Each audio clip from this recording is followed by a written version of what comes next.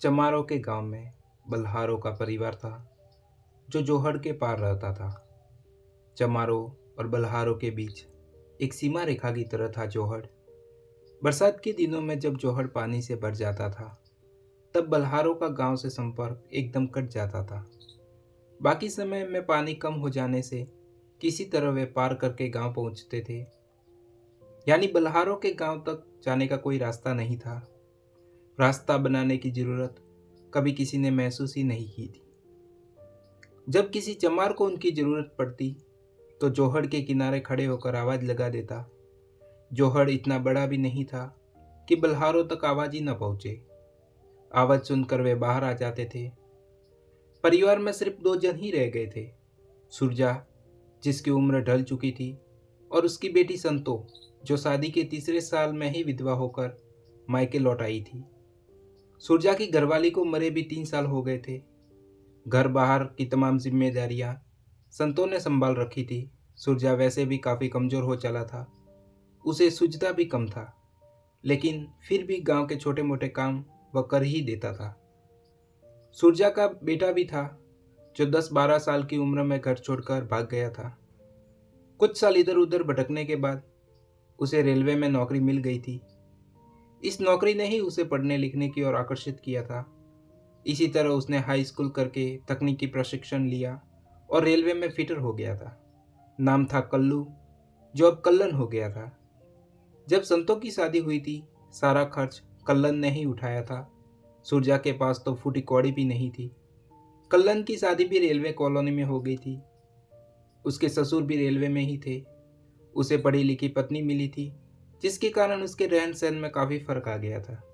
उसके जीवन का डर्रा ही बदल गया था।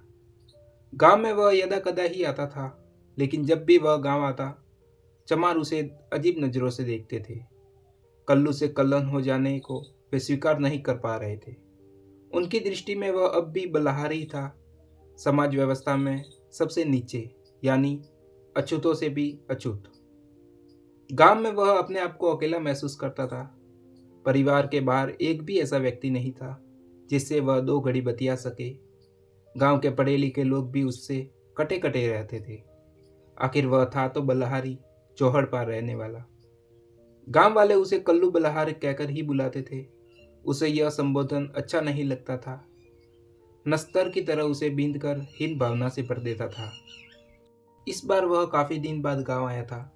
उसने आते ही सुरजा से कहा, बापू मेरे साथ दिल्ली चलो, सरकारी मकान में सब एक साथ रह लेंगे।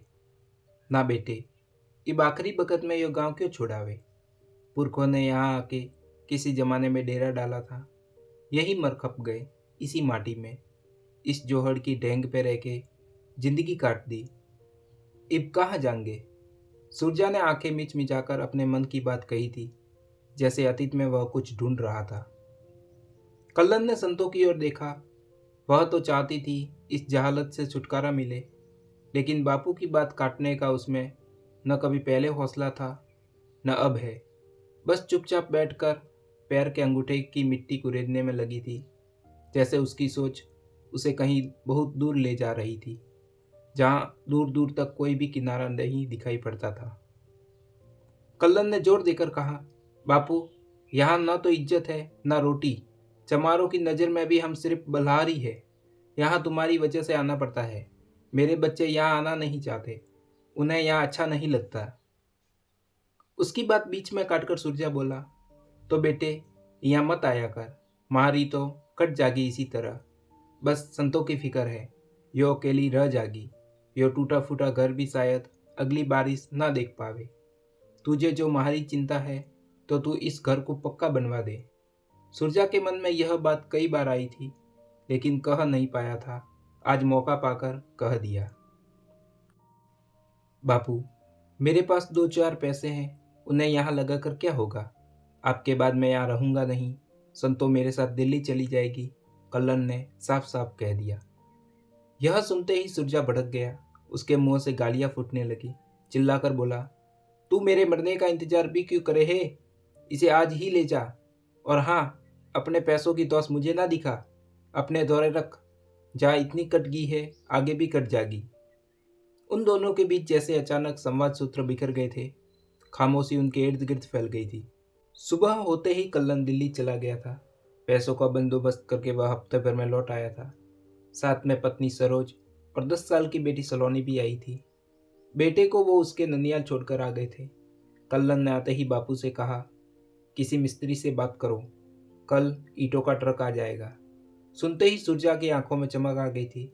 उससे कल्लन की बात पर विश्वास नहीं हुआ था, लेकिन कल्लन ने उसे विश्वास दिला दिया था।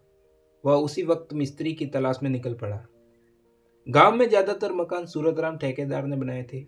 सुरजा उसी के पास पहुंचा। ठेकेदार जी, महारा भी एक मकान बना दो। सूरतराम ने पहले तो सुरजा को ऊपर से नीचे तक देखा। तन पर ढंग का कपड़ा नहीं है और चला है पक्का मकान बनवाने। सूरतराम जल्दी में था, उसे कहीं जाना था। उसने हंसकर सुरजा को टाल दिया। आज तो टाइम ना है, फिर बात करेंगे। सुरजा ने हार नहीं मानी। सुबह ही वह मुंह अंधेरे निकल पड़ा था। पास के गांव में साबिर मिस्त्री था, पुराना कारीगर। सुरजा ने उसे अपने यहाँ आने का मकसद बताया। साबिर मान गया था। ठीक है, मैं कल आके देख लूँगा, अपना मेहनताना पेशगी लूँगा। ठीक है मिस्त्री जी, कल आ जाओ। जोहड़ पे ही हमारा घर है। सुरजा अपनी खुशी छिपा नहीं पा रहा था। लौटते समय उसके पाँव जमीन पर नहीं पड़ रहे थे। कमजोर शरीर में जैसे स्फूर्ति भर गई थी। जब तक वह लौटकर घर पहुंचा, ईंटें आ चुकी थी। लाल लाल ईंटों को देखकर सुरजा अपनी थकावट भूल गया था। वह उल्लास से भर उठा था। उसने ऐसी खुशी पे इससे पहले कभी महसूस नहीं की थी। जोहड़ के पार ईंटें उतरती देखना गांव के लिए किसी आश्चर्य से कम नहीं था। पूरे गांव में जैसे भूचाल आ गया था। गांव के कई लोग जोहड़ के किनारे खड़े थे। रामजीलाल कीर्तन सभा का प्रधान था। रविदास जयंती पर रात भर कीर्तन चलाता था। भीड़ में वह भी खड़ा था। जब उससे रहा नहीं गया तो चिल्लाकर बोला, अबे ओ सुरजा, यो ईंट कौन लाया है? सुरजा ने उत्साहित होकर कहा, अजी बस महारा कल्लन पक्का घर बनवा रिया है। रामजी लाल की आंखें फटी की फटी रह गई। अपने भीतर उठते ईर्ष्या द्वेष को दबाकर उसने कहा, यो तो चौकी बात है सुरजा, पर पक्का मकान बनवाने से पहले प्रधान जी से तो पूछ लिया था या नहीं? रामजी लाल की बात तीर की तरह सुरजा के सीने में उतर गई। उसे लगा जैसे कोई सूदखोर साहूकार सामने खड़ा धमकी दे रहा है। गुस्से पर काबू पाने का असफल प्रयास करते हुए सुरजा गुर्राया, प्रधान से क्या पूछना, फिर भी पूछ लेना चाहिए था। यह कहकर रामजीलाल तो चला गया, लेकिन सुरजा को संचय में डाल गया था। रामजीलाल सीधा प्रधान के पहुंचा। जोहड़ पार के हालात नमक मिर्च लगाकर उसने प्रधान बलराम सिंह के सामने रखे। बलराम सिंह ने उस वक्त तो कोई प्रतिक्रिया जाहिर नहीं की, सिर्फ सिर हिलाकर मूंछों पर हाथ फेरता रहा। प्रधान भी गाग था। वह रामजीलाल की फितरत से वाकिफ था। उसके चले जाने के बाद वह कुछ गमगीन सा हो गया था। सुरजा बल्हार पक्का मकान बनवा रहा है, यह बात उसे बेचैन करने के लिए काफी थी। वैसे भी सुरजा गांव के लिए अब उतना उपयोगी नहीं था। यह खबर पूरे गांव में फैल गई थी। जोहड़ पार बल्हारों का पक्का मकान बन रहा है, रेलवे की कमाई है, ईंटों का ट्रक आ गया है, सीमेंट रेत बजरी सरिये आ रहे हैं। बात फैलते फैलते इतनी फैल गई थी कि मकान नहीं, गांव की छाती पर हवेली बनेगी। खिड़की दरवाजों के लिए सागौन की लकड़ी आ रही है। सुना है रंगीन संगमरमर के टाइल भी आ रहे हैं। जितने मुंह उतनी बातें। अगले दिन सुबह ही प्रधान का आदमी आ दमका जोहड़ के किनारे।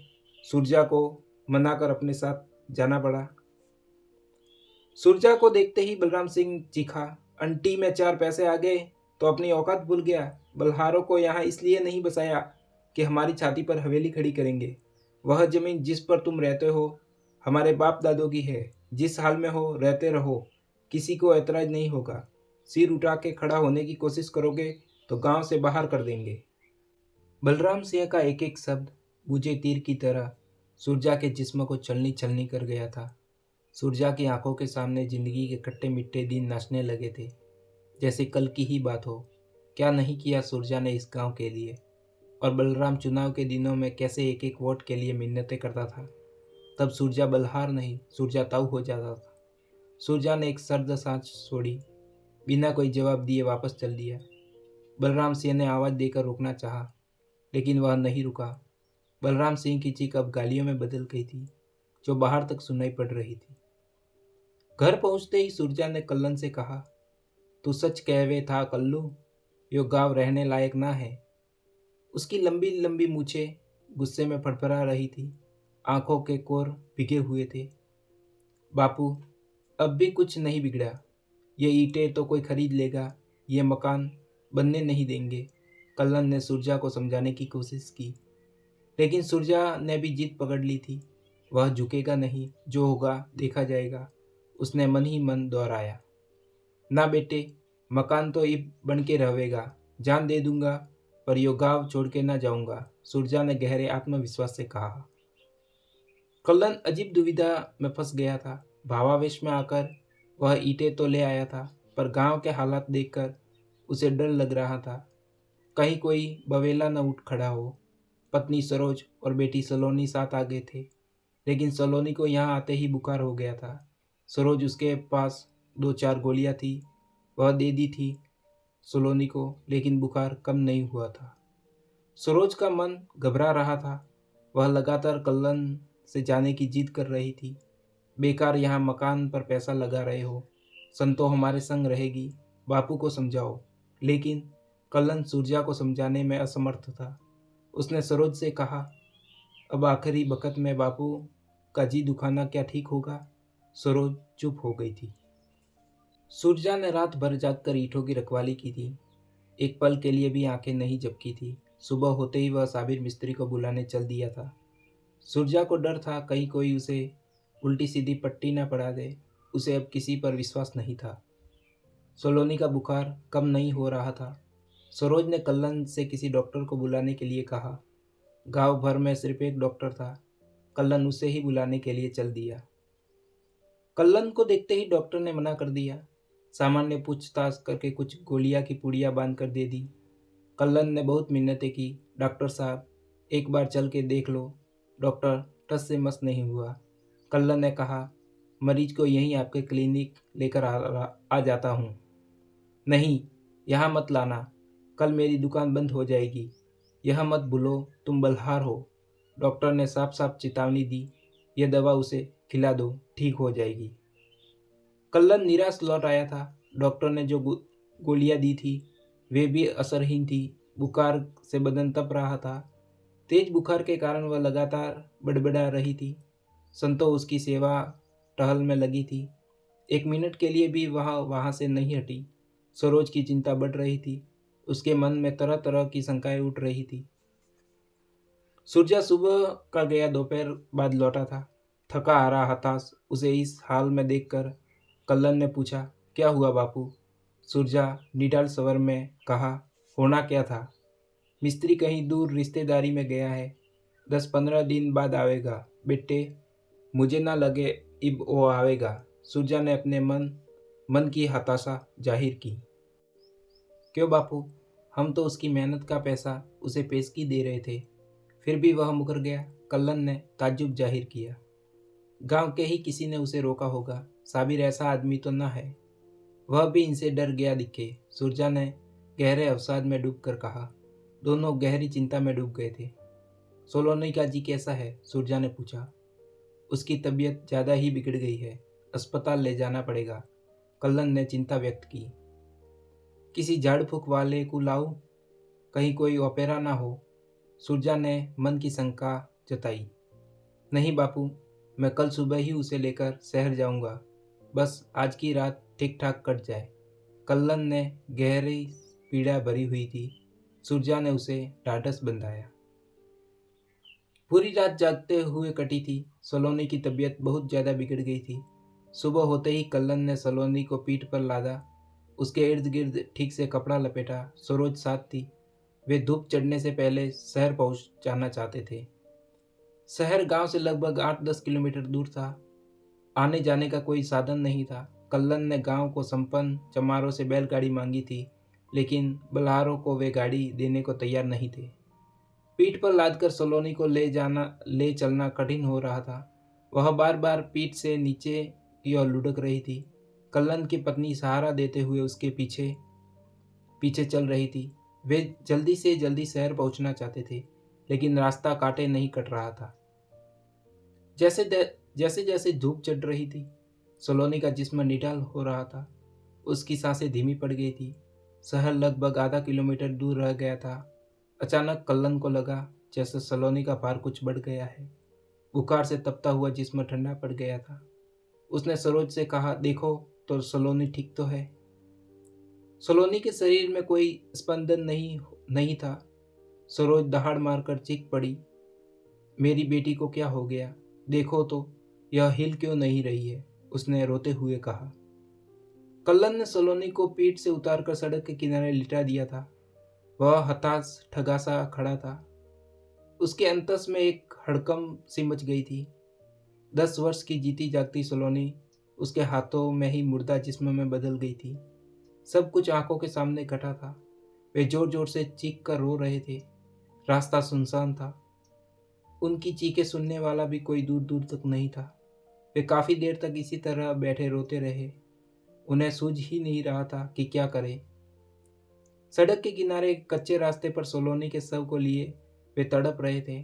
काफी देर बाद एक व्यक्ति शहर की ओर से आता दिखाई पड़ा। उन्हें उम्मीद की एक झलक दिखाई दी, शायद आने वाला कोई मदद करे। राहगीर क्षण भर उनके पास रुका, लेकिन बिना कुछ कहे आगे बढ़ गया। शायद उसने उन्हें पहचान लिया था, उसी गांव का था। कल्लन को लगा इंसान की जात ही सब कुछ है। आखिर में वे उठे और बेटी के शव को कंधों पर रखकर गांव की ओर लौट चले। कंधों पर जितना बोझ था, उससे कहीं ज्यादा बोझ उनके भीतर समाया हुआ था। सोलोनी के बचपन की किलकारियां रह रहकर उनकी स्मृतियों में कुचाले भर रही थी। भारी मन से वे सोलोनी के शव को उठाए गांव की ओर बढ़ रहे थे। रास्ता जैसे खत्म ही नहीं हो रहा था। जितना समय शहर के पास पहुंचने में लगा था, उससे ज्यादा गांव पहुंचने में लग रहा था। सरोज का हाल बहुत ही चिंताजनक था। वह सिर्फ घसीट रही थी। टूट तो कल्लन भी गया था, लेकिन किसी तरह वह स्वयं को संभालते हुए सरोज अधमरी सी हो गई थी। उससे चला नहीं जा रहा था। सुरजा ने उन्हें दूर से ही देख लिया था। पहचाना तो उन्हें पास आने पर, लेकिन दूर से ही आती आकृतियों को देखकर उसने अंदाजा लगा लिया था। वे जिस तरह सलोनी को ला रहे थे, देखकर उसका माथा ठनका। वह घर से निकलकर सड़क तक आ गया था। सलोनी का शव देखकर वह स्वयं को नहीं संभाल पा रहा था। वह तड़प उठा था। जमीन पर दोहड़कर मार मार मार कर वह रोने लग रहा था। कल्लन की आंखों में भी बेतहाशा आंसू बह रहे थे। उनका रोना धोना सुनकर संतो भी आ गई थी। उन्हें ढाढ़स बंधाने वाला कोई नहीं था। शहर से लौटने पर उन्हें वैसे ही समय ज्यादा हो गया था। किसी को बुलाने के लिए भी समय नहीं था। रात भर इंतजार करने की स्थिति में नहीं थे। कल्लन चाहता था कि शाम होने से पहले ही दाह संस्कार हो जाए। सलोनी के शव को देखकर सरोज बार बार बेहोश हो रही थी। समस्या थी लकड़ियों की। दाह संस्कार के लिए लकड़ियां उनके पास नहीं थी। सूरजा और संतो लकड़ियों का इंतजाम करने के लिए निकल पड़े थे। उन्होंने चमारों के दरवाजों पर जाकर गुहार लगाई थी, लेकिन कोई भी मदद करने को तैयार नहीं था। घंटा भर भटकने के बाद भी वे इतनी लकड़ियां नहीं जुटा पाए कि ठीक से दाह संस्कार हो सके। घर में उपले थे। संतों ने कहा, लकड़ियों की जगह उपले ही ले जाओ। चमारों का शमशान गांव के निकट ही था, लेकिन उसमें बल्हारों को अपने मुर्दे फूकने की इजाजत नहीं थी। कल्लन की मां के समय भी ऐसी ही समस्या आई थी। चमारों ने साफ मना कर दिया था। गांव के बाहर 3-4 किलोमीटर दूर ले जाकर फूकना पड़ा था। इतनी दूर सलोनी के शव को ले जाना, लकड़ी उपले भी ले जाने थे। सुरजा और कल्लन के अलावा कोई नहीं था जो इस कार्य में हाथ बटा सकता था। बल्हारों के मुर्दे को हाथ लगाने या शव यात्रा में शामिल होने गांव का कोई व्यक्ति नहीं आया था। जात उनका रास्ता रोक रही थी। कल्लन ने काफ़ी कोशिश की थी। वह रविदास मंडल, डॉक्टर अंबेडकर युवक सभा के लोगों से जाकर मिला, लेकिन कोई भी साथ आने को तैयार नहीं था। किसी न किसी बहाने वे सब कन्नी काट गए थे। रेलवे कॉलोनी में अंबेडकर जयंती के भाषण उसे याद आने लगे थे। उसने उन तमाम विचारों को झटक दिया था। गहरी वितृष्णा उसके भीतर उठ रही थी। उसे लगा वे तमाम भाषण खोखले और बेहद ही बनावटी थे। कल्लन ने सुरजा से कहा, बापू और देर मत करो। उन दोनों ने कपड़े में लिपटे सलोनी के शव को उठा लिया था। स्त्रियों के शमशान जाने का रिवाज बल्हारों में नहीं था, लेकिन संतों और सरोज के लिए इस रिवाज को तोड़ देने के अलावा कोई रास्ता नहीं बचा था। संतों ने लकड़ियों का गट्ठर सिर पर रखकर हाथ में आग और हांडी उठा लिए थे। पीछे पीछे सरोज उपलों से भरा टोकरा लिए चल पड़ी थी। इस शव यात्रा को देखने के लिए चमारी ने अपनी छतों पर चढ़ गई थी। उनकी आंखों के कोर भीगे हुए थे, लेकिन बेबस थी, अपने अपने दायरे में कैद। बल्हार तो आखिर बल्हार ही थे, अपने ही नहीं, उन्होंने तो दूसरों के मुर्दे भी ढूंढने की आदत थी। चमारों चमारों का गांव और उसमें बल्हारों का एक परिवार। तो दोस्तों, यह थी ओम प्रकाश वाल्मीकि की बेहद मार्मिक कहानी शव यात्रा। यह कहानी हमें सोचने पर मजबूर कर दी है कि क्या आज भी हमारे समाज में इंसानियत से ऊपर भेदभाव खड़ा है। अगर यह कहानी आपको सोचने पर मजबूर करती है तो इस वीडियो को लाइक करें, अपने दोस्त के साथ शेयर करें और ऐसे ही साहित्यिक कहानियाँ सुनने के लिए हमारे चैनल लिसन विद इंदर को सब्सक्राइब जरूर करें। हम फिर मिलेंगे एक नई कहानी और नए विचारों के साथ। धन्यवाद।